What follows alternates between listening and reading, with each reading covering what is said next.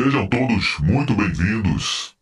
Se você é uma pessoa que se importa com a sua vida financeira, você se importa com a sua família, se você se importa com o país, com o Brasil, essa é uma aula de extrema necessidade e importância, porque hoje a gente vai abordar assuntos muito importantes sobre como que anda a nossa economia nesse momento e sobre o possível futuro da economia financeira do Brasil. O que vem pela frente, hein? A gente tem algumas informações muito importantes e se tudo continuar do jeito que está, se o governo continuar se posicionando do mesmo jeito que está se posicionando nesse momento, se a nossa Suprema Corte continuar se posicionando da mesma forma como eles estão se posicionando nesse momento, a gente consegue enxergar um futuro, não um futuro distante, né? Um futuro muito breve, muito próximo, muito complicado. Então a gente precisa estar preparado para o que vem pela frente, porque o mundo não é um mundo de brincadeira. As pessoas dos países não brincam, meu amigo, principalmente quando esses países se sentem ameaçados.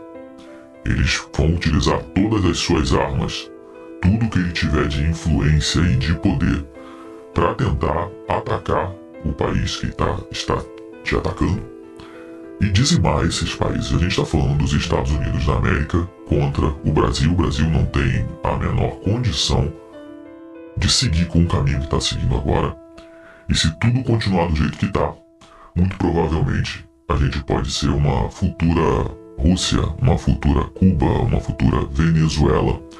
Porque o que está acontecendo com o Brasil, pelo menos a gente está nos primeiros passos. E se a gente analisar os primeiros passos que estão acontecendo agora no Brasil e comparar com o que aconteceu com esses outros países, olha, a gente vai ter um futuro muito difícil, uma nova configuração de Brasil. Então, sejam todos muito bem-vindos. Ou seja, o Brasil agora está se tornando um problema para os Estados Unidos, se tornou um alvo. E agora, para resolver esse problema das sanções, você vai perceber que as sanções econômicas são um mecanismo bastante utilizado, só que a gente brasileiro não tinha muito acesso a essas sanções econômicas. Por quê? Porque a gente estava dentro do eixo de quem sancionava, justamente o eixo Estados Unidos, Europa. Agora a gente está indo para o eixo de quem toma as sanções: Rússia, Coreia do Norte, Cuba, Venezuela. A gente está entrando nesse nicho, dentro desse eixo. Então a gente não está muito acostumado com essas sanções, mas sanções econômicas já acontecem no mundo há muito tempo. Principalmente durante a Guerra Fria, né? Depois da Guerra Fria também. Ou seja, as sanções são um mecanismo muito comum. Só que o Brasil está experimentando isso agora. A gente está começando a experimentar isso agora porque a gente está seguindo para uma nova configuração geopolítica. O Brasil agora está sendo interpretado com um outro olhar, porque quem colocou o Brasil nessa linha do tiro foi justamente o Lula. Lula e Alexandre de Moraes. Alexandre de Moraes meio que como um mecanismo do Lula e o Lula como um mecanismo do Alexandre de Moraes. A gente ainda não consegue saber quem é que comanda. Parece que é a turma do judiciário. Bom, e agora existem duas formas de resolver esse problema que o Brasil está enfrentando agora, com as sanções econômicas com os Estados Unidos, e que isso aqui pode avançar para outros países também. Tá? Essas sanções econômicas podem avançar para outros países também. Então existem duas formas de resolver isso: a forma fácil e a forma difícil. A forma fácil de resolver essas sanções e acabar amanhã as sanções é o seguinte: é a gente dar a volta nesse novo Marco Civil da internet. Né? Essa mudança que fizeram no Marco Civil da internet, que, cara, traz uma censura de uma forma estrutural contra as Big Techs, contra as empresas americanas. Olha aí um ganchinho para você ir anotando no seu bloquinho. Consequentemente, esse Marco Civil da internet acaba censurando pessoas, censurando empresas, ali de uma forma que, cara, não faz muito sentido. Porque a gente já tem lei que acompanha a internet. A grande questão é que qualquer coisa agora, quem é que está sendo responsabilizado por crimes na internet, ao invés de ser a pessoa que comete o crime, isso está subindo para uma plataforma acima, está indo diretamente para as empresas, as big techs. Ou seja, quem comete crime hoje na internet não vai ser mais o criminoso, vai ser a big tech, vai ser a empresa. Ou seja, a Meta, o Alphabet, que é o dono do Google, né? A Meta, que é dona do Facebook, do Instagram, vai ser o X. Exatamente como uma forma de atacar essas empresas e, obviamente, a atender os seus objetivos, os seus posicionamentos políticos. Que acontece aqui no nosso país, a gente sabe muito bem disso, que infelizmente está sendo explícito que um juiz de uma Suprema Corte, ou um não, né? Vários juízes, todos os juízes da nossa Suprema Corte têm ideologia política, têm lado político, têm opositor político e eles perseguem os seus opositores políticos. Então, quer resolver esse problema de uma forma fácil com os Estados Unidos? Dê volta nesse novo marco civil da internet. Outra forma fácil de resolver esse problema é parar de atacar o dólar. Ou seja, o Lula vai desistir de atacar o dólar? Será que ele vai parar de falar sobre isso? Porque se o Lula continuar falando sobre isso, ele está se levantando contra os Estados Unidos. Você gosta do dólar ou não? Você gosta dos Estados Unidos ou não? Querendo ou não, os Estados Unidos e o dólar, né? O dólar é a principal moeda do mundo. É a moeda com a maior credibilidade, mesmo ela não sendo 100% segura, mesmo ela não sendo 100% confiável, mas querendo ou não, pelo bem das transações comerciais entre os países, ainda bem que tem o dólar. Porque se não existisse o dólar, a gente estaria fazendo transação comercial com a moeda da China, com o yuan. Quem é que confia na China? Nem os próprios chineses confiam na China.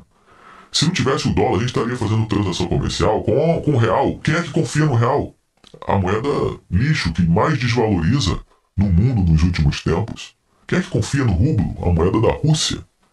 Então, ainda bem, pelo bem da nossa nação, do país, existe uma moeda que tem uma certa confiabilidade, tem um histórico, mesmo não sendo 100% confiável.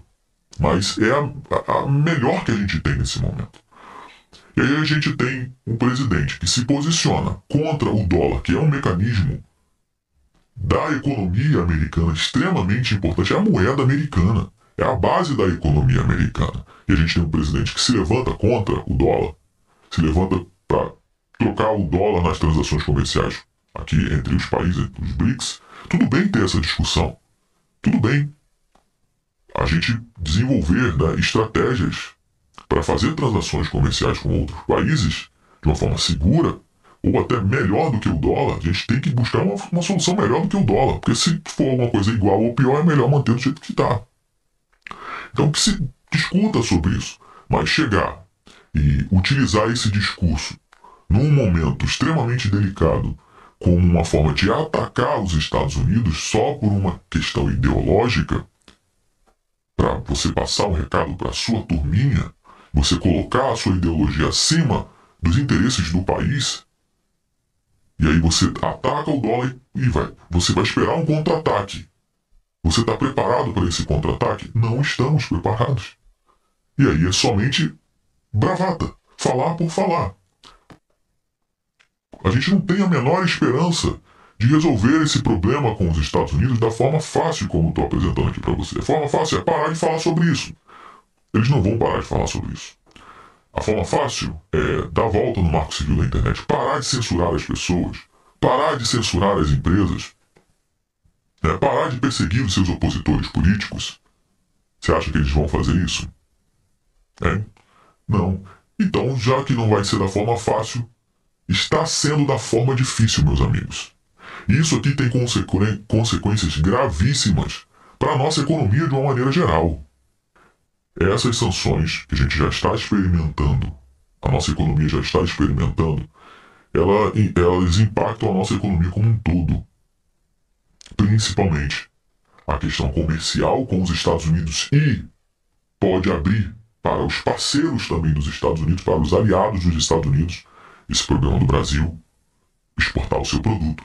Porque a OTAN, nesse momento, junto lá com a turma da União Europeia, está elaborando protocolo para bloquear a entrada dos produtos brasileiros, né, ou desenvolver tarifas maiores para a entrada dos produtos brasileiros na Europa também. Ou seja, o problema que nós estamos tendo com os Estados Unidos aqui está a poucos passos de se escalar para outros países também, como países da União Europeia. Por quê? Porque o Brasil está fazendo negócios com a Rússia, sendo que a Rússia está sancionada no mundo inteiro. Fora o bloco aqui dos BRICS, a Rússia está recebendo uma série de sanções e ela não pode fazer comércio com outros países. E se for descoberto que esteja fazendo comércio com outros países, esses países que estão fazendo transação comercial com a Rússia, comprando ou vendendo produtos para a Rússia, vão tomar sanções também. E o Brasil já está confirmado que o Brasil, sim, não parou de fazer comércio com a Rússia. Então a gente está agora... Até então estava tudo certo. Se o Trump não tivesse entrado, não teríamos esse problema. Agora o Trump entrou, está tendo esse embate com os Estados Unidos, o Brasil assumiu uma nova forma, e agora os aliados dos Estados Unidos estão desenvolvendo também estratégias para desenvolver sanções para os nossos produtos. Olha o tamanho da encrenca que o Brasil está se metendo. Então as sanções econômicas, elas existem para justamente não chegar nesse final. Por que está chegando nesse finalmente? Por que os Estados Unidos agora estão começando a avançar mais para o lado da arma, mais para o lado da bomba, mais para o lado da guerra para a Rússia? Porque já aplicou todas as sanções que poderiam aplicar. Já fez tudo o que tinha que fazer. O mundo ocidental já não faz mais comércio com a Rússia. Ou seja, tudo o que poderia fazer já foi feito. Agora o último passo está sendo essa escalada para uma possível guerra entre Estados Unidos e Rússia. A Rússia é um grande exemplo. E que começou da mesma forma que o Brasil está começando agora. Por incrível que pareça, existem algumas fases as sanções econômicas, e você vai perceber que essas sanções econômicas elas começam numa camada, geralmente numa camada alta da política, e se nada for feito, isso vai avançando e vai descendo, depois vai descendo para as empresas, depois vai descendo até chegar no nível dos cidadãos daquele país também serem sancionados. E foi exatamente o que aconteceu com a Rússia. Perdeu as suas reservas internacionais porque o Banco Central Russo foi sancionado. Essa foi a fase 2.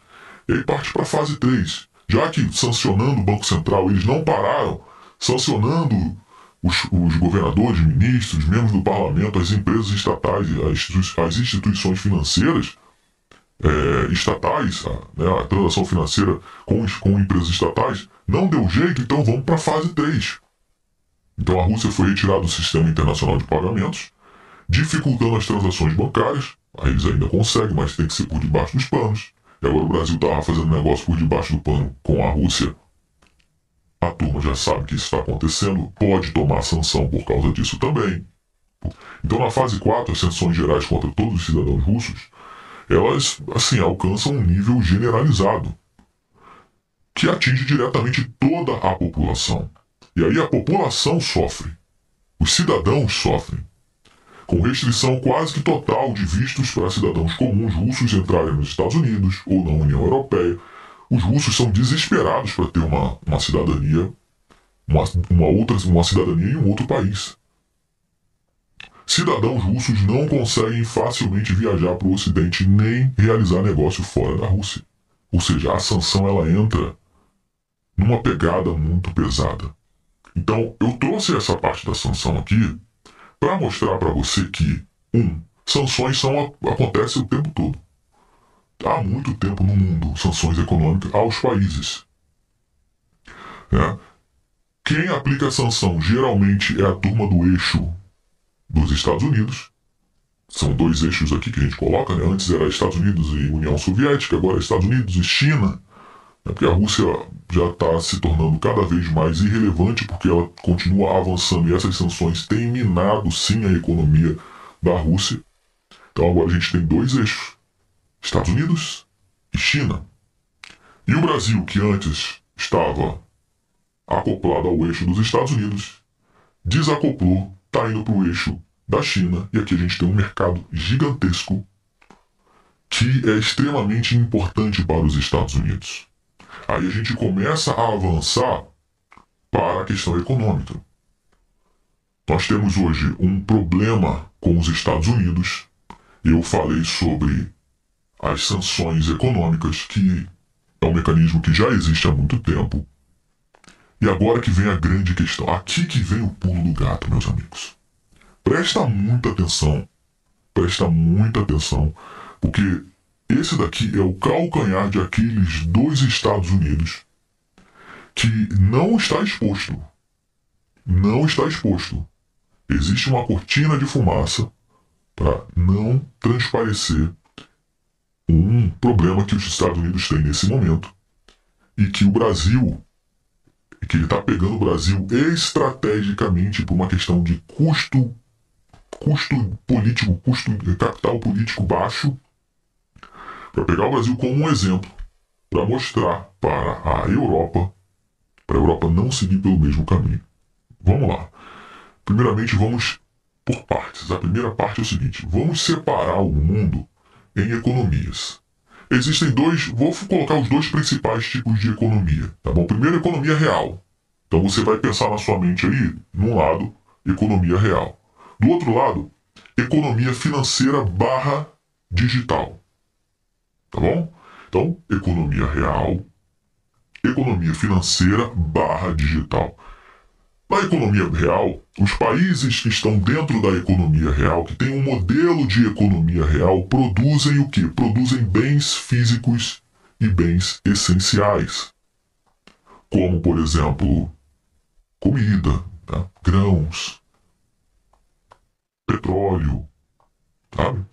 Soja, carne, minério de ferro, celulose, café, açúcar. Ou seja, são bens reais, bens físicos essenciais. Isso aqui é a economia real. E tem a economia financeira / digital, que é uma economia dominada por big techs, bancos, publicidade digital, especulação financeira. Então nós temos esses dois modelos de economia, tá bom? O Brasil, ele se encaixa na economia real. Ele é um país essencialmente, né, que ganha os seus recursos por meio da economia real, produzindo bens físicos e bens essenciais, né? E os Estados Unidos estão dentro da coluna aqui da economia financeira / digital, dominada por big techs, bancos, publicidade digital e especulação financeira. Ou seja, é um modelo baseado em receita de publicidade, venda de dados, ativos intangíveis, economia financeira / digital, que é a economia dos Estados Unidos hoje. Nos últimos 30 anos, os Estados Unidos se especializaram nisso, exatamente neste mercado. Tanto é que nós temos as maiores empresas do mundo, são empresas americanas, que estão justamente dentro deste setor. Como, por exemplo, a Apple tem um valor de mercado de 3 trilhões de dólares. É a empresa americana. Microsoft, a mesma coisa. 2,7 trilhões de dólares. Tem uma receita anual de 220 bilhões de dólares a Microsoft. A Apple, 400 bilhões de dólares de receita anual. Quando você compra um celular desse, a primeira coisa que você vai fazer é o quê? Você vai instalar o teu Instagram, teu Facebook, teu YouTube, na verdade. Aí vem as outras empresas mais valiosas do mundo. A Alphabet, que é a dona do Google. Depois vem a Amazon. Depois vem a Meta, também. Aí vem os bancos, os grandes bancos. Os maiores bancos do mundo são bancos americanos. Ou seja, a economia financeira. JP Morgan é o principal. JP Morgan tem um valor de mercado de 674 bilhões de dólares, com uma receita anual de 150 bilhões de dólares. É maior, inclusive, do que a Meta. E o JP Morgan, ele é 2 vezes maior do que o segundo maior banco do mundo, que é o Bank of America, que tem um valor de mercado de 337 bilhões de dólares. Ou seja, a economia americana produz o quê? Produz publicidade. produz ativos intangíveis, né? Publicidade digital, especulação financeira, as big techs. Obviamente o mundo precisa disso. Por que o mundo precisa disso, pessoal? Porque hoje a vida não é somente o que a gente vive acontecendo ao nosso redor. Criaram-se uma nova camada de realidade, que é a realidade digital. E quem é que domina a realidade digital hoje? Os Estados Unidos. As transações financeiras que você faz é via realidade digital. É via a economia digital. A socialização das pessoas é via a realidade digital. É via internet. As pessoas se socializam, conversam com outras pessoas, fazem negócio com outras pessoas, vendem os seus produtos, tudo através dessa nova camada de realidade. E quem domina essa camada de realidade? São os Estados Unidos, aqui no Ocidente. A China acontece dessa forma? Não. Por quê? Porque a China entendeu esse movimento, há muito tempo. A China tem a sua própria realidade digital. Então, quem domina lá na China, lá não tem Google, lá não tem Facebook, lá não tem Instagram, WhatsApp. Isso não tem na China. Quem comanda isso lá na China é o governo chinês.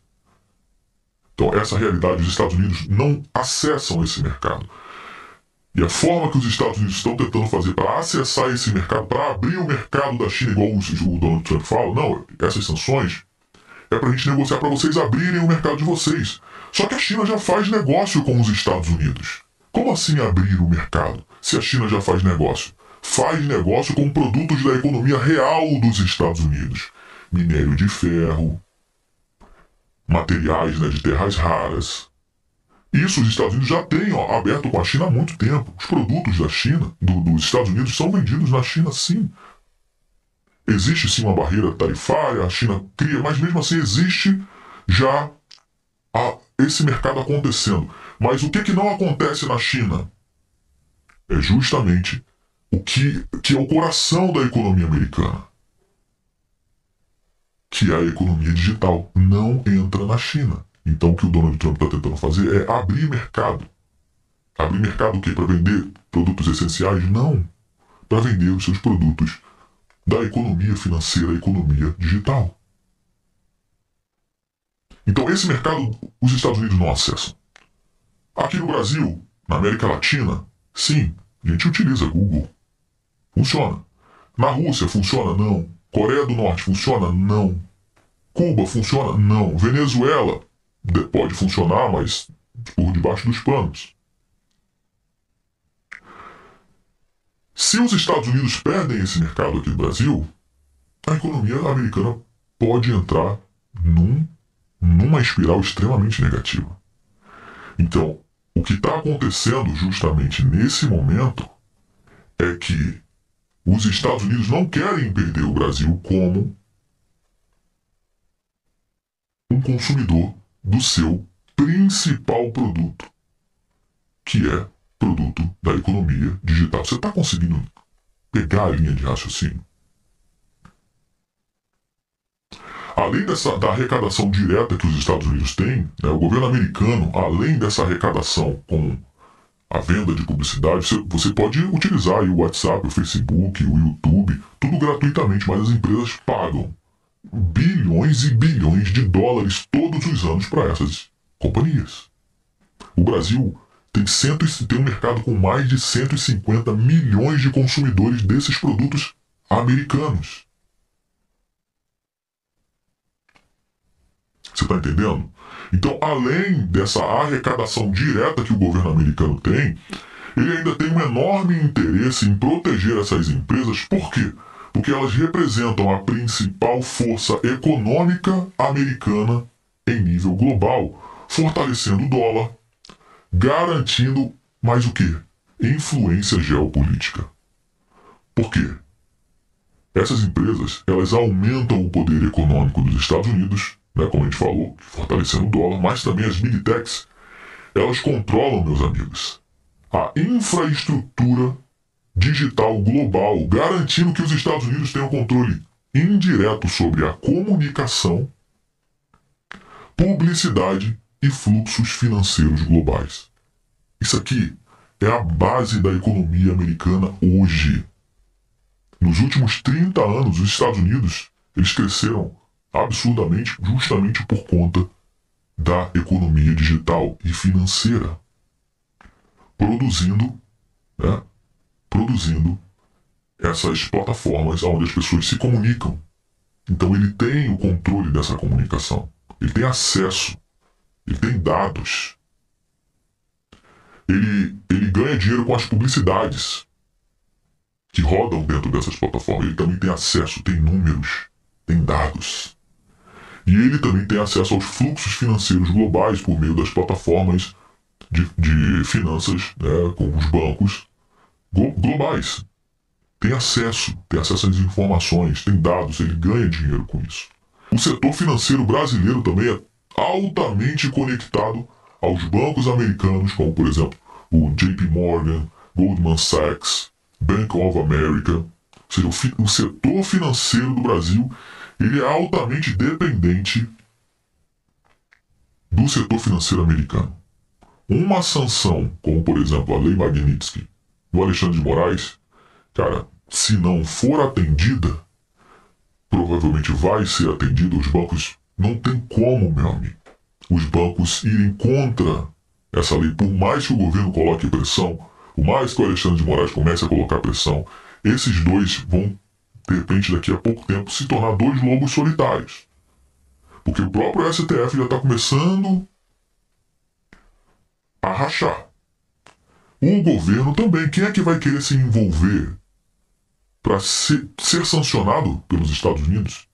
Ou entrar na Lei Magnitsky, que é a lei da a morte, né, que eles chamam pena de morte financeira? Quem é que vai querer acompanhar esses dois nessa luta contra os Estados Unidos? Mas eles estão dispostos a seguir até as últimas consequências. Até onde eles puderem, sozinhos ou não. Então, o setor financeiro do Brasil ele é altamente conectado com os bancos americanos. O impacto financeiro, né, nos Estados Unidos perdendo o Brasil é um impacto financeiro gigantesco. Fora a parte de dados, a parte de informação. Os dados também valem muito dinheiro. Isso aqui é uma informação muito importante, tá? Uma regulamentação dura ao Brasil pode causar uma reação em cadeia na Europa e outros países emergentes também. Ou seja, o Brasil tomando uma sanção dos Estados Unidos, isso pode gerar um problema com o Brasil em outros países também, como a gente falou anteriormente. A tarifa é somente uma película, é somente uma parte. O que está ali naquela carta, o mais importante são duas informações, que é o Lula atacando a economia americana. Pare de atacar a economia americana com seus posicionamentos no BRICS. E outro, Alexandre de Moraes ataca as Big Techs com a censura do Estado brasileiro. E as Big Techs, você percebeu aqui, imagina se para de funcionar, não seja mais interessante. Por quê? Porque vão ser bilhões e bilhões de reais ou de dólares em multas que o Brasil vai colocar nessas Big Techs por conta dessa nova lei. Então, vamos negociar? Vamos negociar. Pare de atacar o dólar. Né? Pare de se alinhar com a China para defender as transações sem o dólar no BRICS. Né? Como os Estados Unidos falam que o Alexandre de Moraes ele passou dos limites e aplicou censura às redes sociais via STF. Ou seja, o Alexandre de Moraes deixou uma porta aberta. Os Estados Unidos entraram por essa porta, entenderam o que aconteceu e agora eles podem pegar o Brasil como exemplo para falar para a Europa que está querendo seguir pelo mesmo caminho de censurar as mídias sociais, as Big Techs americanas. E qual é o custo que ele tem de pegar o Brasil? Nenhum. Por quê? Porque o Alexandre de Moraes deixou essa porta aberta, segundo os Estados Unidos. Como, por exemplo, o STF impõe multas bilionárias às plataformas como Google, Meta, Twitter, que é o X. Moraes ameaça o modelo de negócio das Big Techs americanas no Brasil. Você entendeu o que está por trás disso? Ao abrir precedentes autoritários, Moraes comete abusos que violam princípios internacionais, ou seja, deixou a porta aberta, atrai a atenção externa negativa para o Brasil. Então, para o Trump é muito tranquilo ele pegar o Alexandre de Moraes, por quê? Porque ele deixou a porta aberta. E ele está mostrando para a Europa não seguir pelo mesmo caminho, porque se seguir pelo mesmo caminho, vai ter o mesmo posicionamento. O que está acontecendo agora? Ministros do STF abandonando o Alexandre de Moraes. Teve já uma reunião que ele convocou todo mundo. Lula convocou todo mundo lá. Não foi todo mundo. 6 ministros não foram. E a tendência, se eles... Aí o que vai acontecer é o seguinte, a gente vai ter os dois mundos aqui. Se a gente seguir pelo lado fácil, ou seja, o Brasil com os deputados, com os senadores, com o STF, eles montando lá o teatrinho deles para seguir. Não, vamos lá, vamos puxar isso aqui, vamos derrubar. E derrubar esse marco civil da internet. E o Lula fechar a boquinha dele, essa é a maneira fácil de resolver o problema. E aí a gente passa por problemas menores, né? A gente passa com alguns arranhões por essa batalha. Agora, se o STF, se o Alexandre de Moraes continuar na mesma pegada, que é o que está acontecendo, tá? A gente está no caminho 2 agora, nesse segundo caminho, que é o caminho difícil. Se o STF continuar com a mesma pegada com o Alexandre de Moraes, continuando, que agora ele está atrás das pessoas, né? Continuando com a sua caça às bruxas. Se o Lula continuar também com o seu mesmo posicionamento, que a gente acabou de mostrar aqui, né? O Lula falando que eu não vou desistir de trocar o dólar, a tendência é que a gente passe por esse momento complicado. Com sanções, eu já te mostrei aqui as camadas das sanções, e uma das camadas, a última camada ali, isso começa a atingir também toda a população brasileira. O que o Donald Trump está fazendo nesse momento é escancarando um problema que a gente tem aqui no Brasil, que é um problema com a justiça.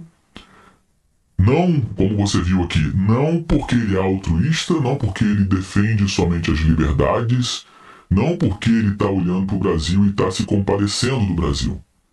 É porque o Brasil, ele é um parceiro extremamente estratégico para ele, para os Estados Unidos, é um grande consumidor do seu produto, o produto que é baseado justamente na economia americana. A economia americana está justamente na economia financeira digital, como eu acabei de trazer aqui. Então o Brasil, ele é muito importante. Se você tirar essas empresas americanas da Bolsa Americana, qual foi o crescimento dos Estados Unidos nos últimos 30 anos?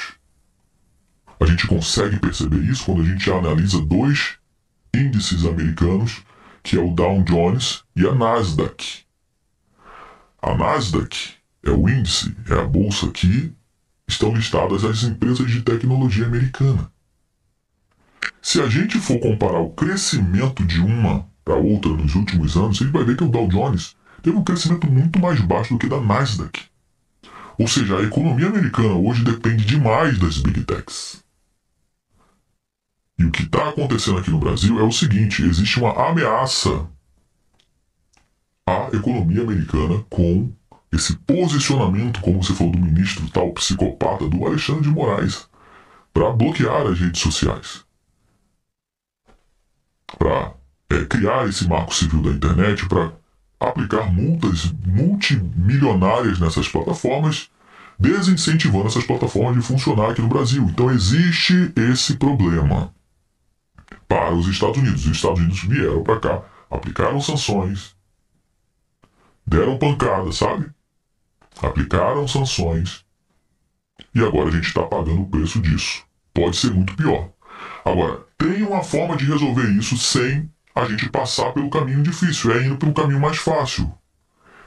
É a nossa cúpula, são os nossos deputados, os senadores e o ministro do STF junto com o presidente da República. Aquela turma lá, eles têm que conversar sobre isso. Sabe o que eles têm que fazer? Colocar o interesse do Brasil acima de qualquer coisa. Tanto Lula, tanto os ministros do STF, os deputados, os senadores, colocaram o interesse do Brasil acima de qualquer coisa.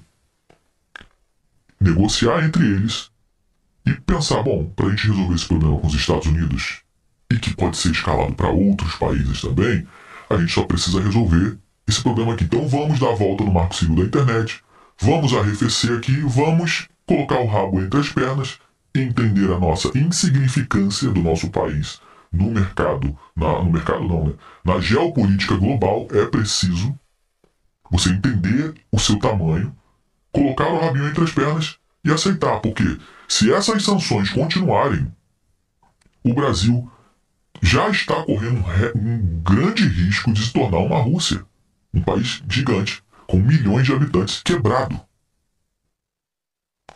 com essas sanções. Então, tem o caminho fácil e o caminho difícil. O fácil é colocar o interesse do Brasil acima de qualquer coisa. Só que, você acha que o Lula vai colocar o interesse do Brasil acima do interesse ideológico dele? Você acha que o Lula, bom, pelo posicionamento do Lula, não, ele não vai fazer isso. Você acha que o STF vai fazer isso? De acordo com o seu comandante lá, com o Alexandre de Moraes? Não. Então, desculpa trazer uma informação difícil aqui para você, mas a tendência é que a gente passe pelo caminho difícil e toda a população brasileira vai pagar o preço por isso. Já estamos pagando. A gente está, pessoal, vivendo numa época que vai ser contada nos livros daqui a 20, 30 anos. A gente está passando por um momento que vai ter documentário, livros e mais livros na escola, falando sobre este momento que o Brasil está passando. É óbvio que a população brasileira tem uma grande responsabilidade em tudo que está acontecendo, porque os líderes que a gente coloca lá são esses caras aí. Tudo bem que existe todo um sistema por trás.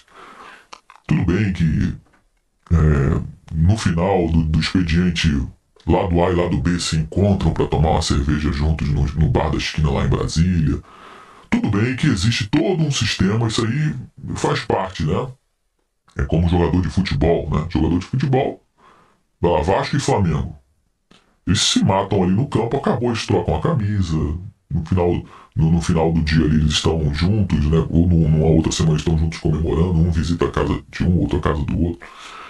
Ou seja, existe toda uma questão política ali por trás. Então, o povo, infelizmente, meu amigo, ele não tem voz. Se a gente olhar num país maravilhoso, o que está acontecendo lá fora no mundo não impacta no Brasil. O Brasil está totalmente alheio a uma guerra violenta que está acontecendo comercialmente no mundo inteiro, com os países agora se transformando, olhando para a sua própria economia, se protegendo da China, como a gente já trouxe muita informação aqui da China, né? Como a China joga um jogo sujo, eticamente podre, né? Que, cara, desvaloriza a sua moeda para ser, assim, extremamente competitiva no mundo inteiro. Não tem como competir com a China porque ela tem o controle total da sua população. Tem controle total da sua economia. É 100% estatizada a economia chinesa. Então a China pode fazer o que quiser. E agora o mundo abriu os olhos para isso. Os países do mundo inteiro estão desenvolvendo aqui, cara, barreiras para tentar impedir que a China tome conta do mundo. A China, cara, tá comprando a África. A China tem muita reserva, tem muito dólar. E ela não pode injetar dólar na sua economia, ela tem que olhar para fora. A China está comprando a África, está comprando o Brasil, comprando a América do Sul. Quem saiu dessa jogada foi a Argentina. Não quis entrar nessa jogada. Não quis entrar nesse jogo, onde você se vende para a China. E o Brasil está virando uma colônia da China. A gente trouxe números aqui na semana passada de que a importação dos produtos brasileiros, dos produtos chineses, aumentou absurdamente aqui no Brasil. Ou seja, a gente está importando cada vez mais, a gente importou recorde agora no primeiro semestre de 2025, e a gente exportou menos para a China, ou seja, a China comprando menos os produtos do Brasil para falar, não, a gente não quer depender tanto do Brasil. A gente está abrindo novas parcerias com outros países do mundo para fornecer os produtos que o Brasil fornece. Ou seja, num momento extremamente delicado que o Brasil está passando, e que se fosse botar em conta a ideologia, era para estar todo mundo se ajudando, era para o Brasil estar exportando mais para a China. Isso não está acontecendo. A gente trouxe uma aula aqui de mais de 1 hora, trazendo números. A China virando as costas para o Brasil no momento mais delicado, porque a China não está nem aí. O governo chinês não está nem aí para o seu próprio povo. Você acha que eles vão se importar com o Brasil? Lá do outro lado do mundo, eles estão, dane-se. Dane-se se vai acabar com a indústria brasileira. Dane-se se o Brasil está brigando com os Estados Unidos. Eu tô fora. Não, os Estados Unidos, esse negócio de dólar aí, quem tá falando é o Lula. O governo chinês falou exatamente isso. A gente não tem nada a ver com isso. A gente trouxe material, tá aqui. Tá tudo aqui no canal. O governo chinês falou, não. Isso aí é a ideia do Lula. Especificamente do Lula. Então eles vão arrumar um jeito lá de resolver isso aí. A gente não tem nada a ver com isso. Ou seja, a China nessa guerra comercial tá pelo menos negociando, sabendo negociar, porque a China é malandra, né?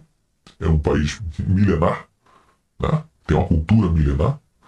Os caras são muito espertos, estão sabendo negociar, estão fazendo negócios, estão diminuindo a dependência dos produtos brasileiros, estão abrindo frente com outros fornecedores no mundo inteiro. Então hoje a Globo, nesses últimos 2 para 3 anos, já teve aí um lucro de mais de 3 bilhões de reais. Eu estou falando de lucro, é pagando tudo. Imagina, pagando infraestrutura, pagando funcionário, pagando gente. Obviamente eles demitiram muita gente, deram uma enxugada na época do governo anterior, mandou muita gente embora, né? E aí diminuiu o custo e entrou um novo governo que entrou também uma receita pesada. Então eles transformaram prejuízo em lucros bilionários, ou seja, é uma turma vendida. Se você analisar o que é passado hoje de informação na velha mídia, eu estou falando na velha mídia como um todo, tá? Todas elas vendidas. Quem manda nessa galera, igual eu falei, abri a live falando que os Estados Unidos estão fazendo tem esse posicionamento aqui no Brasil, não é porque eles amam o Brasil, porque eles amam dinheiro. A velha mídia é a mesma coisa. Eles adoram o deus do dinheiro, Mamon. Eles amam o dinheiro, então eles são vendidos. Eles não têm escrúpulo, eles não tem esse negócio. A jornalista tem que ser. Não tem isenção, não tem esse negócio. Não tem. Então essa turma tem lado, e principalmente o lado que está pagando é o lado que está justamente de acordo com o posicionamento deles. Para entrar na lei Magnitsky, para você entender a importância dessa lei, e aonde o Alexandre de Moraes se meteu, ele não entrou ali, não caiu de paraquedas ali, meu amigo. Significa que existe provas de que ele cometeu crimes internacionais. E ele foi sancionado, entrou justamente na lei Magnitsky para ele tomar sanções equivalentes a essa lei, que é o bloqueio, né? Como você já sabe o que está acontecendo. Então, para entrar na lei Magnitsky, a turma vai ter que quebrar aí algum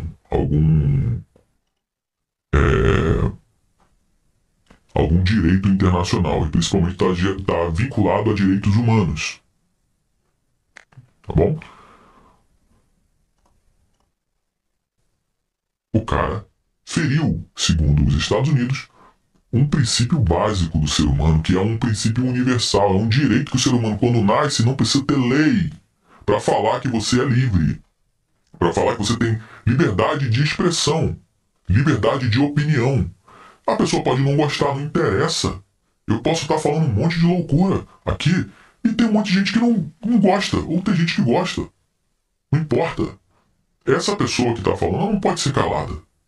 Não interessa se você gosta ou não. Agora, se ela cometeu um crime, né, um discurso para mandar matar alguém, um discurso de ódio, aí sim. Aí ela está realmente descumprindo a lei. E aí ela está cabível de tomar algum tipo de processo. Mas a liberdade de expressão, a gente precisa ter. Isso aqui é um direito básico, universal, que é do ser humano. O ser humano nasce com isso. Infelizmente, existem mecanismos de países que bloqueiam isso. E o Brasil estava caminhando exatamente para esse caminho. de cercear as liberdades as liberdades, né? Uma delas é a liberdade de expressão. E aí tira essa pessoa do convívio social. Lembra que eu falei que existe hoje uma nova camada? A gente não vive somente aqui, com o nosso corpo aqui, andando para ali e para cá, não, meu amigo. Existe uma nova camada onde a gente tem interação social, que é na internet.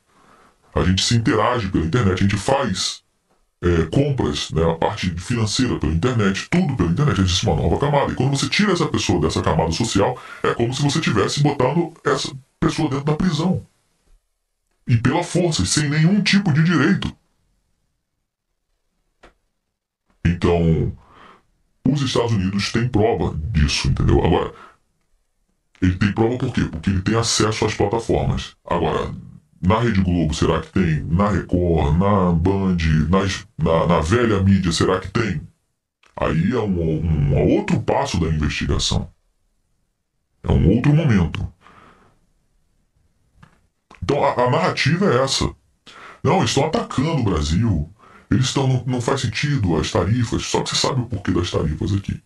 E justamente por causa do posicionamento. Esse é o mundo. O mundo é esse. E você, quando se desponta na geopolítica para atacar um país, você tem que estar muito preparado para o contra-ataque dele. E a gente não está preparado. Não tem nenhum mínimo preparo. Então, a narrativa é essa. Isso está impactando na nossa economia, vai impactar na nossa vida.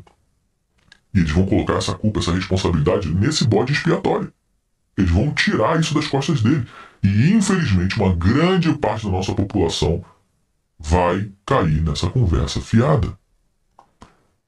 E para resolver esse problema, a única forma é o quê? É sentar, seguir com as recomendações da carta, para que a gente passe pelo caminho fácil. Porque, como eles estão aqui, eles não estão arredando o pé.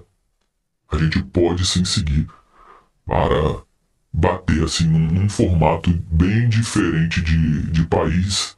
Não sei se chega a ser um comunismo, mas, cara, pelo menos o modelo que existe na Rússia está muito claro que pode acontecer aqui no Brasil, com as camadas das sanções, chegando até na última camada ali, quando até os seus cidadãos ficam manchados no mundo por ter um passaporte de ter nascido no Brasil. Vocês conseguem fazer ideia da revolução que nós temos o privilégio de presenciar e poder participar também dessa revolução? Vocês têm ideia da quantidade bizarra de riqueza que está sendo transferida neste exato momento em que eu vos falo?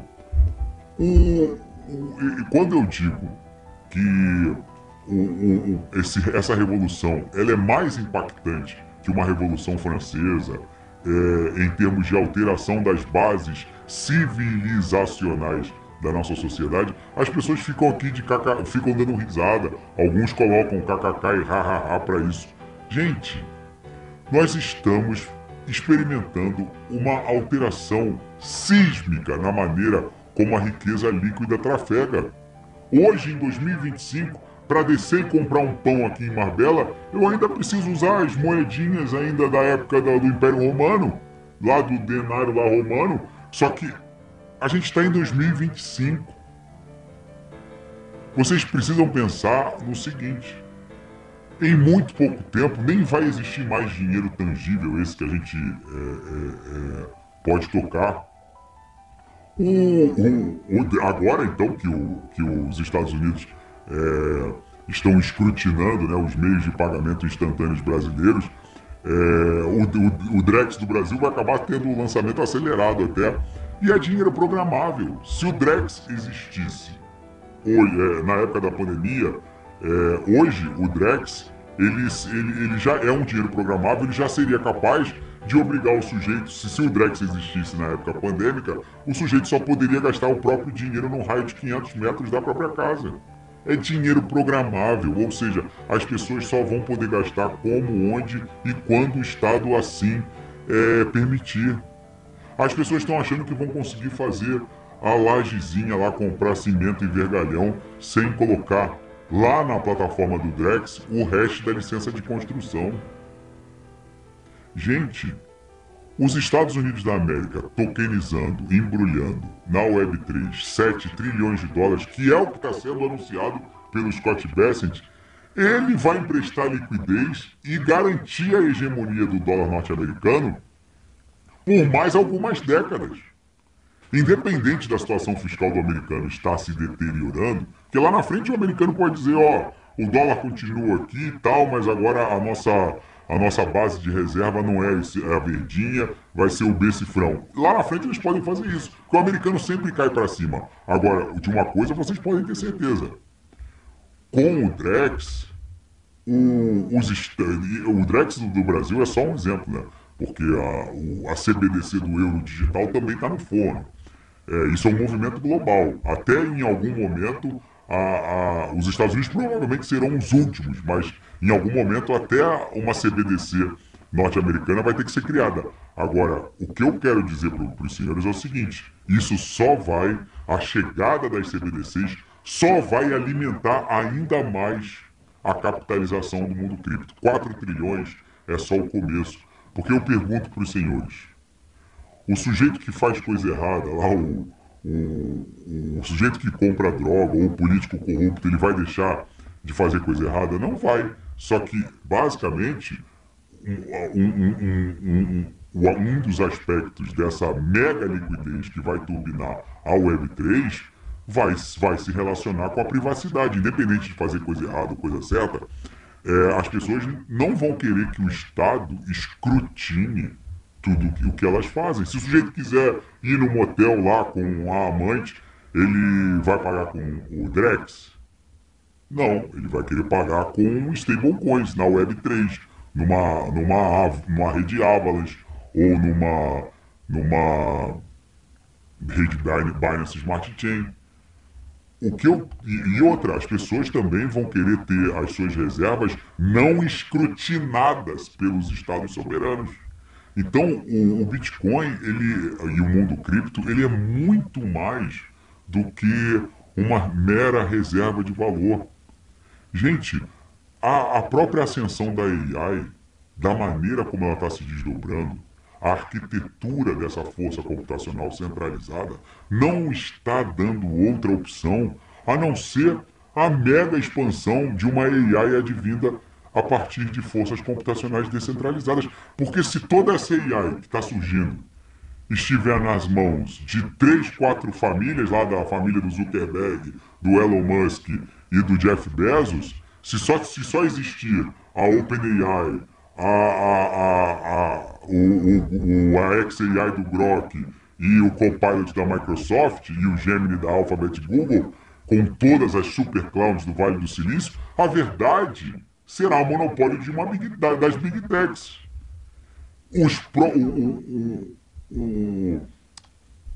Uma AI advinda de um protocolo descentralizado é muito mais do que uma necessidade.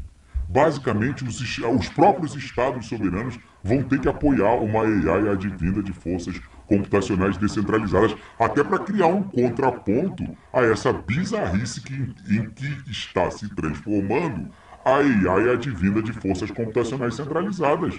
Quando o mercado TradeFi resolver reprecificar o valor do mundo cripto neste contraponto à AI centralizada, eu espero sinceramente que vocês já estejam embarcados nas melhores altcoins. E saiu aqui um tweet muito interessante no X, que eu estava vendo. Esse tweet dá conta de que hoje, em 2025, só para vocês terem uma ideia da quantidade de riqueza que está migrando para o mundo cripto, hoje, em 2025, só 0,27% da população global teria condições de comprar um Bitcoin inteiro.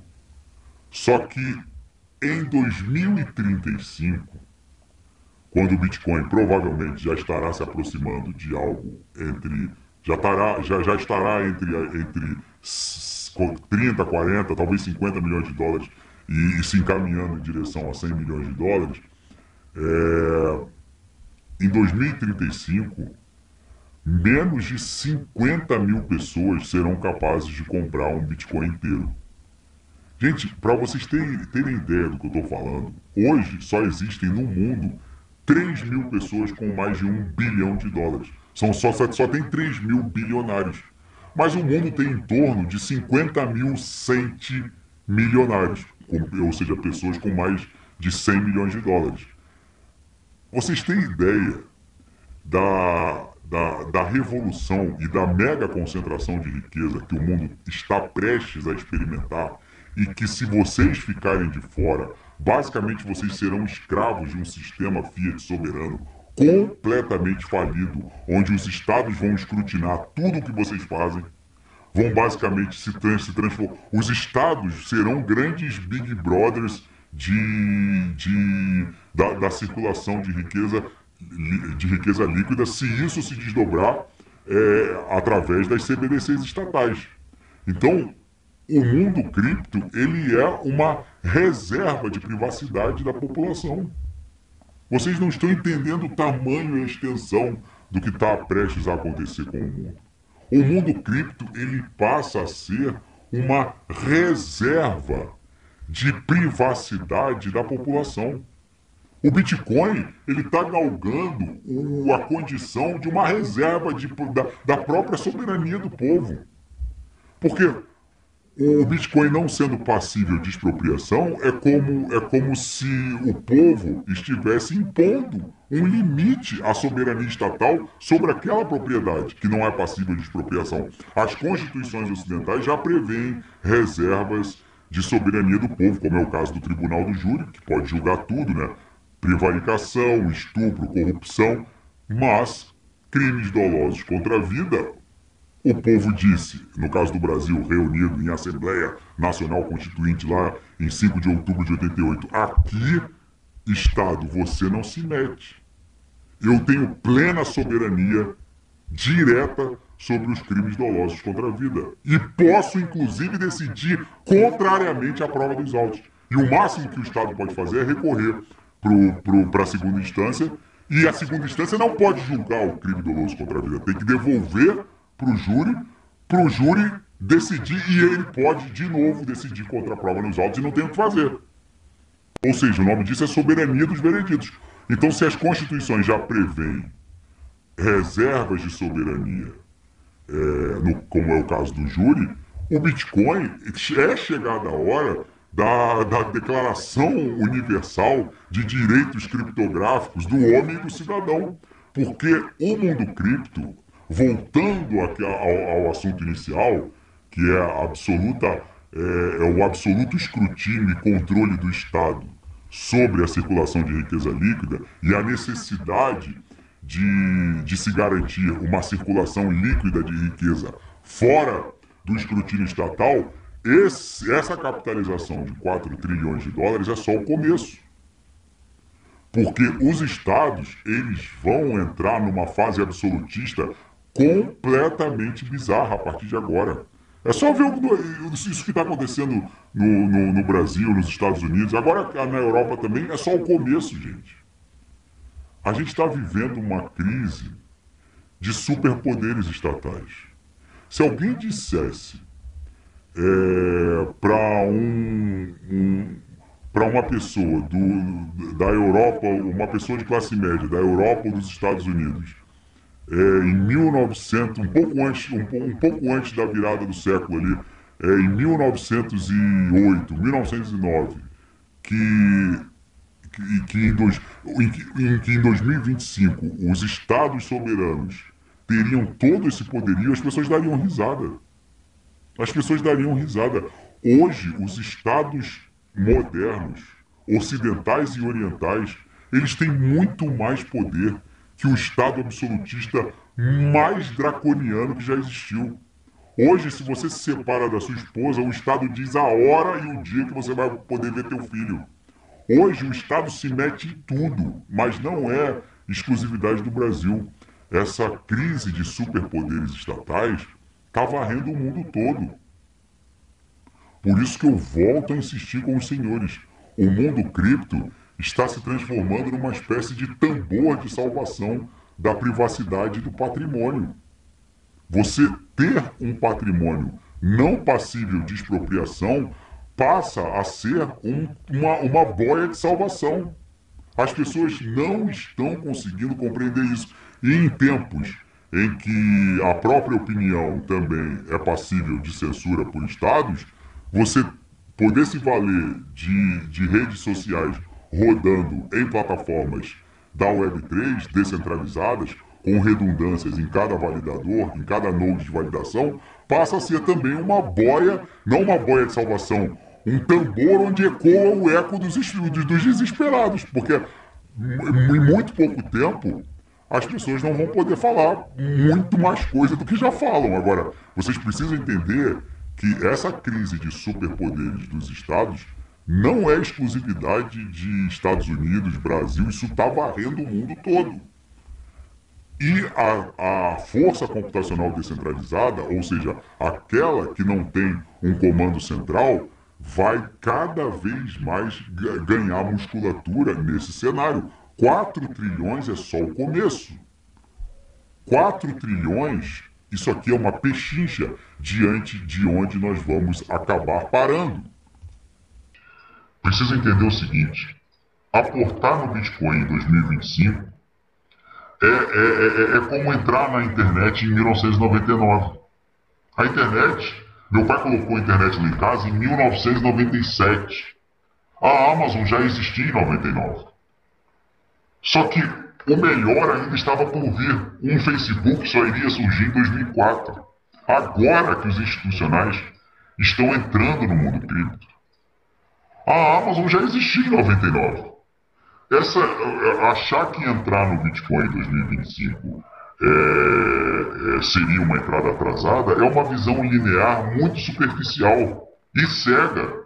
Até porque o Bitcoin não se comporta, o Bitcoin ele não é apenas um ativo que já foi especulativo e hoje está se tornando cada vez menos especulativo. O Bitcoin é o centro emergente de um realinhamento monetário global. As pessoas não estão entendendo o que é a formação de um tesouro soberano em BTC pelos Estados Unidos da América. A ignição atual não se trata de consciência, mas de saturação reflexiva em relação ao que já foi o sistema fiduciário soberano estatal, que está desmoronando, colapsando, para dar lugar a uma nova camada base operacional de um novo capitalismo que está surgindo. As pessoas não têm ideia de que deter força computacional hoje é você possuir um centro gravitacional geopolítico inegociável. Os Estados Unidos eles não negociam esse poderio de processamento de dados que eles estão construindo hoje. Não é à toa que o Donald Trump ameaça invadir a Groenlândia. Agora está querendo colocar as terras raras brasileiras como condição de conversação para rever o tarifaço. Por quê? Porque semicondutores eles são uma premissa para poder construir grandes data centers que vão consumir gigawatts de energia. Gente, nós estamos vivendo uma corrida maluca, armamentista, geopolítica por força computacional. Hoje, a partir de agora, 2025 será lembrado daqui a 5 séculos, 6 séculos, como o grande ponto de virada de uma economia cuja referência monetária era arbitrária, estatal, política, para uma referência de processamento de dados, matemática. O Bitcoin, ele é a nova camada base desse novo operacional, desse novo capitalismo que está surgindo. Vocês não têm ideia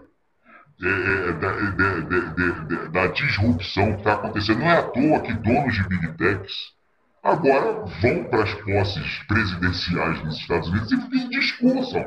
O Elon Musk ele transita lá entre Giorgia Meloni, entre chefes de estados e é paparicado por um Zelensky, porque ninguém faz guerra hoje sem capacidade instalada de processamento de dados. Ninguém consegue colocar satélites sem dar ré em propulsores, porque o custo para colocar a Europa, o custo dela para colocar uma moedinha em órbita é de 1,4 bilhão de euros. E o Elon Musk faz a mesma coisa, bota a mesma moedinha por menos de 9 milhões de dólares. Porque ele tem capacidade instalada de processar dados. Por isso que ele dá ré em propulsores. Eu vou repetir. O Bitcoin é a nova unidade dessa camada base operacional, desse novo capitalismo que está surgindo. Os Estados Unidos acabaram de começar a construir uma reserva estratégica de Bitcoin. Isso por si só tem o condão de reescrever todos os modelos de avaliação monetária até então existentes. Você não está atrasado entrando no Bitcoin em 2025. Você está parado no sopé de uma mega montanha que muitos vão tentar escalar e não vão conseguir.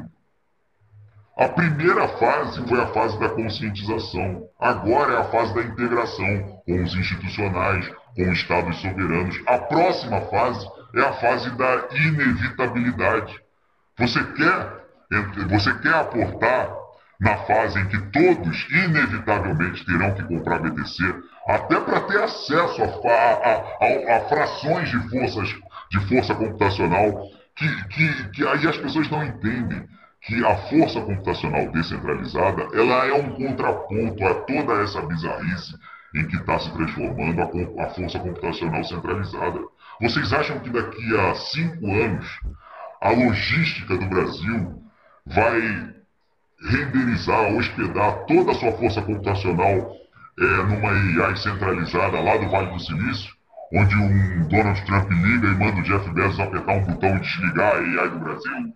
Ou o Brasil vai renderizar e hospedar toda a sua AI em um site de um STJ, de um STF ou de TRFs e tribunais de justiça numa força computacional descentralizada, que não tem um comando central, que um Donald Trump não pode pegar um telefone e mandar desligar, porque tem milhares, milhões de redundâncias. As pessoas não estão entendendo que toda essa concentração de forças computacionais de trilhões e trilhões de dólares na mão de meia dúzia de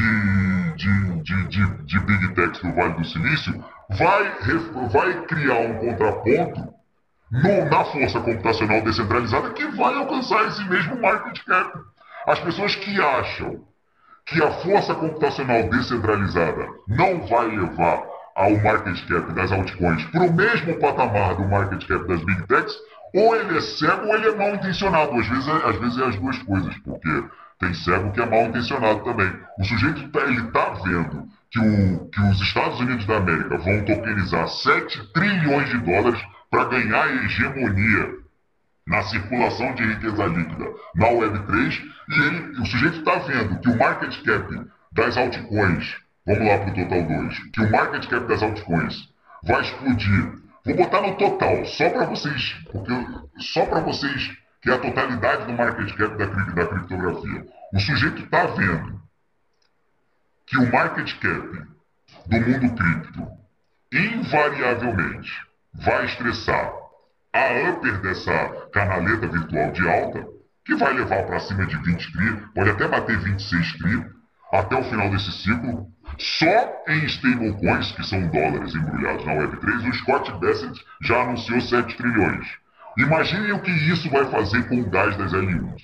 Imaginem quando estados soberanos resolverem não mais confiar nas clowns do Vale do Silício, de uma XAI ou de uma Meta, porque eles basicamente estão alinhados com uma ideologia XYZ, e estados soberanos como o Brasil, por exemplo, ou a Índia, resolvam renderizar a sua AI numa plataforma descentralizada, numa força computacional descentralizada, porque um Donald Trump não pode ligar e dar um telefonema e mandar desligar.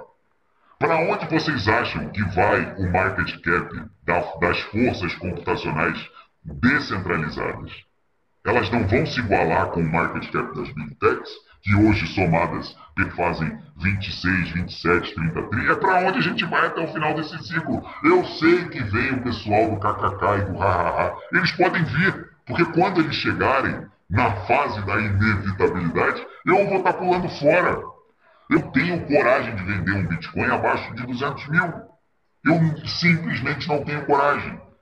Agora, quem acha que o ciclo acabou, que vem um inverno cripto, que vai durar não sei quantos meses, tudo bem. Vocês têm o direito e o livre-arbítrio de seguir supostos cripto-influencers e ex-BBBs, tudo bem, façam isso. Agora, vocês precisam estar cientes de que uma revolução dessa envergadura não acontece mais de uma ou duas vezes por século. Eu sei que o pessoal do KKK e do Hahaha está vendendo aos quatro ventos que não vai ter temporada de altcoins. Gente, vocês precisam despoluir os seus TikToks. O que eu recebo de mensagens no sentido de que não haverá temporada de altcoins, que o Bitcoin já teria desenhado o topo, nós estamos prestes a desenhar movimentos descomunais para as altcoins. A maioria das pessoas, elas não entendem que as portas de entrada para esse jogo não vão ficar abertas permanentemente. O sistema financeiro global, capitaneado pelos Estados Unidos da América, está se reorganizando em tempo real. E 99% das pessoas não conseguem enxergar isso. Porque ainda estão cegas usando modelos lineares dentro de um sistema completamente falido. Gente, o que eu estou reportando para os senhores é que o Donald Trump ele está reescrevendo as novas bases de como a riqueza líquida planetária vai trafegar, vai circular. Eu tô antecipando aqui um movimento que não é muito óbvio para a maioria das pessoas. As pessoas têm muita dificuldade de encontrar clareza no caos.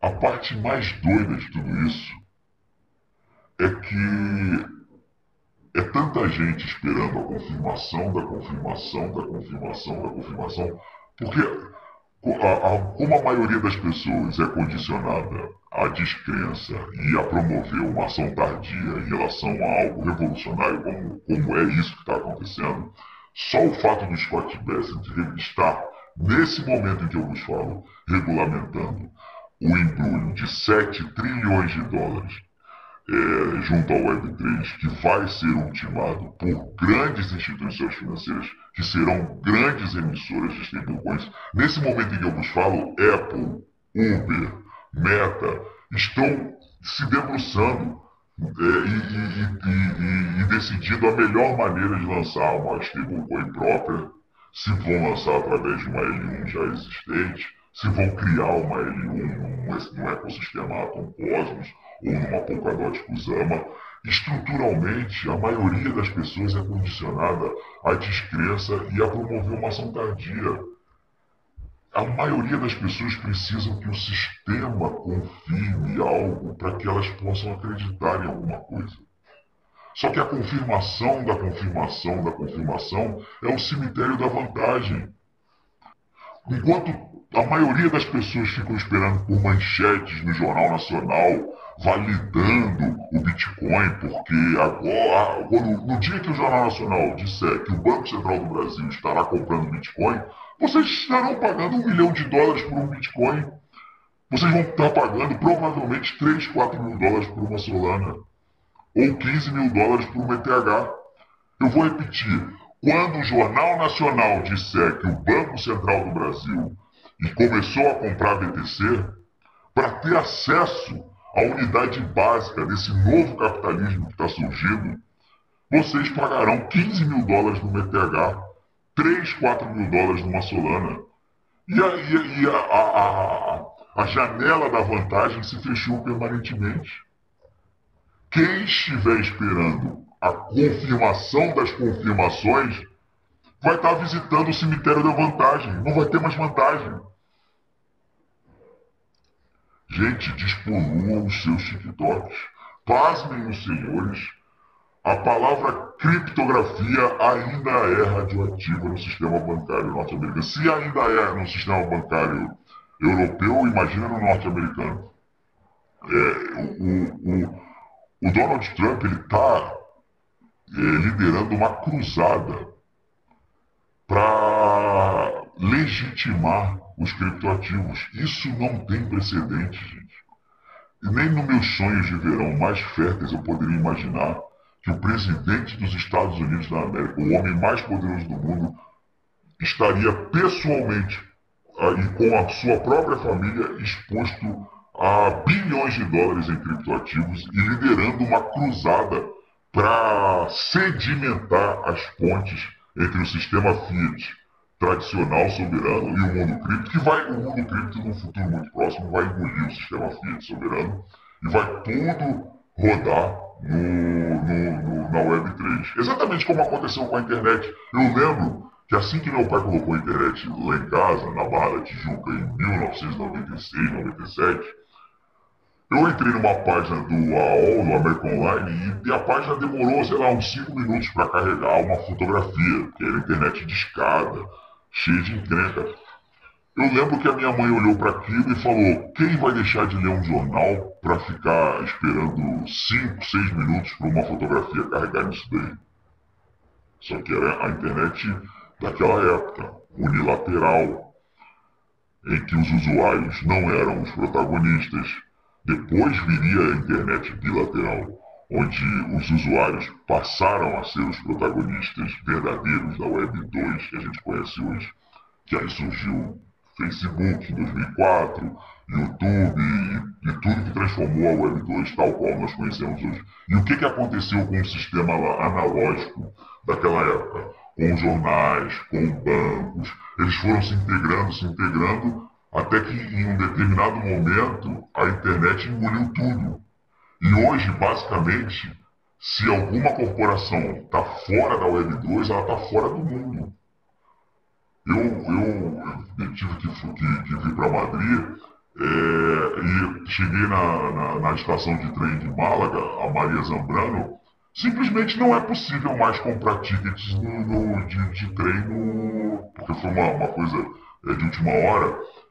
Não é possível mais comprar ticket no guichê. Você tem que ter o app lá da Renfe, dos trens aqui da Espanha e comprar online. Simplesmente não existe a figura do guichê de ticket de trem. Agora, a Web não é que o mundo analógico tenha sucumbido. Não é isso, gente. Simplesmente a facilidade ofertada pela Web 2 engoliu tudo. Não é só questão de... Porque as pessoas acham que agora vai haver uma guerra titânica entre o sistema financeiro tradicional e a Web3. Não é isso, gente. Como nunca existiu uma guerra titânica entre o guichê lá, que vendia o raio do ticket de trem de Málaga para a estação de Atocha em Madrid, não foi uma guerra titânica. Não foi nenhuma sucumbência, foi simplesmente uma coisa engoliu a outra. Em algum momento, a Renfe entendeu que não precisava mais do raio do guichê de ticket para vender o ticket do trem. Ou você tem um app para baixar e pagar ali com seu Apple Pay ou com cartão de crédito, sei lá como, ou você não anda de trem. É simples assim. Então, o que eu quero expor para os senhores? Esse primeiro embate, Web 2 e Web 3, pode até parecer um pouco conflitante, mas nem é uma guerra titânica, porque o próprio establishment, que estabelece as balizas mestras da circulação de riqueza líquida no mundo hoje, já percebeu que aquilo é muito mais fácil, que aquilo é o futuro. E agora, com a atualização Pectra da Ethereum, com a abstração de contas, a minha mãe, por exemplo, usando o @gmail dela, fulaninha@gmail, vai fazer uso da Web3, aquilo lá vai ser o public address de um endereço na Solana, na ETH, na BSC, na Tron. A minha mãe nem vai saber. Ela vai fazer o login via Gmail, ela nem vai perceber que ela estará na Web3. Isso é o mais interessante. Essa migração da Web 2 para a Web 3 nem será tão traumática, porque muitas pessoas nem vão perceber que estarão basicamente navegando na Web 3, de tão natural que a coisa está. Eu outro dia fui entrar numa companhia aérea aqui na Europa, e o meu address meu wallet da Tronlink, ele se conectou automaticamente, da rede Tron, se conectou automaticamente.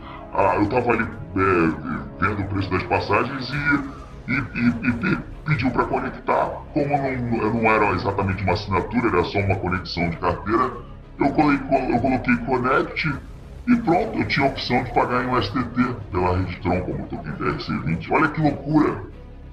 Então uma coisa vai engolir a outra, mas vai ser tão brutal. E quem estiver, né, aguardando aquela confirmação da confirmação, não vai, quando entender a grandiosidade da revolução e resolver entrar para o mundo cripto, vai pagar 15, 20 mil dólares no ETH, vai pagar $1 milhão numa BTC, vai ser simples assim. Enfim, meus amigos, a BTC acabou retornando para o patamar da VWAP mensal do mês 7, tocou ali, voltou, até porque o preço acabou que coincidiu, esse ponto aqui da VWAP mensal do mês 7 acabou que coincidiu com a mediana do canal de Kelvin no diário, mas o centro gravitacional da nuvem também tem um condão de segurar, o centro gravitacional lá na projeção tem um condão de segurar o preço, muito provavelmente isso aqui vai redundar no bico de uma figura triangularizada que vai acabar explodindo para cima para dar continuidade ao macro movimento que o Bitcoin está desenhando no mensal, no semanal, aqui no diário, esse grande padrão ombro, cabeça, ombro invertido, que vai reivindicar no mínimo o raio dessa grande acumulação em arco que vai levar o Bitcoin para $150 mil.